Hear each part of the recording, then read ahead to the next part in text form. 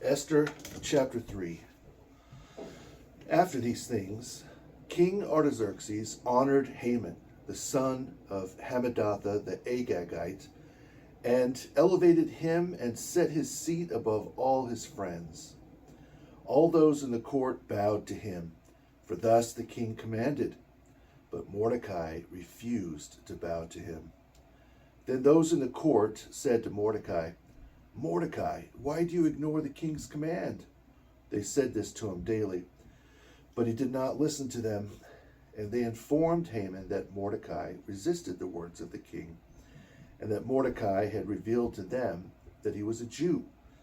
When Haman learned that Mordecai did not bow to him, he became exceedingly angry, and he determined to destroy all the Jews of the kingdom of Artaxerxes. And he made a decree in the 12th year of the reign of Artaxerxes, and he cast lots to determine the precise day and month to destroy the race of Mordecai on a single day, and the lot fell on the 14th day of the month, which is the month of Adar. Then Haman spoke to King Artaxerxes, saying, "There is a certain people scattered among the peoples throughout your kingdom. Their laws are different from all the other people, and they disregard the king's laws.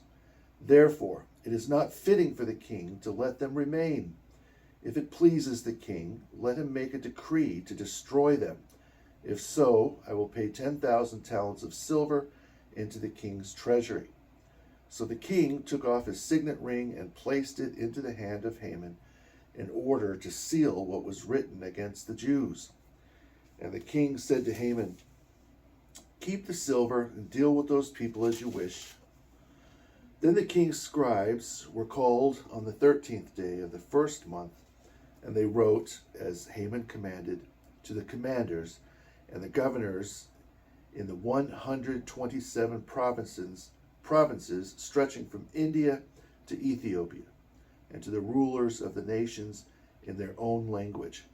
They wrote in the name of King Artaxerxes. The letter was sent by couriers throughout the kingdom of Artaxerxes to utterly destroy the race of the Jews on a single day, in the 12th month, which is Adar, and to plunder their possessions. The following is a copy of the letter. The great King Artaxerxes, to the rulers in the 127 provinces from India to Ethiopia, and who hold authority under him, thus decrees: ruling over many nations and having gained dominion over all the world, not motivated by the power of authority, but ever conducting myself in moderation and unceasing gentleness, I was desiring to make the lives of my subjects continually tranquil, and to maintain the kingdom calm and safe to its furthest borders, and to restore the peace desired by all men. But when I inquired of my counselors how this should be done, Haman, who excels in good sense among us, and has been shown unwavering in good will and unshakable in fidelity, and has attained the second place in the kingdom, made known to us that there is a race of people full of ill will, who are mixed in with all the other races throughout the whole world, whose laws are contrary to all the other nations, and they continually disregard the ordinances of the kings. Thus, the joint administration, blamelessly administered by us, cannot be performed. Therefore, we have determined that this people alone is in opposition to every other person, entertaining a strange code of laws, and not disposed to our affairs, and perpetrating the worst evils. And thus the kingdom is not able to experience stability.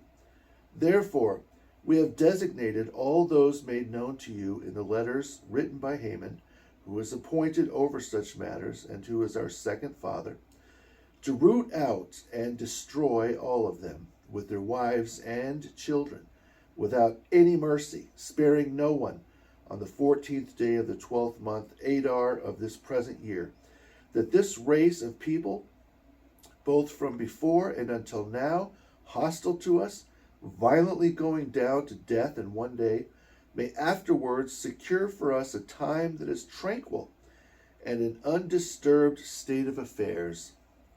Copies of the letters were published throughout every province, and an order was given to all nations to be ready on that day. The matter was quickly dispatched also in Susa, and the king and Haman were drinking, but the city was troubled.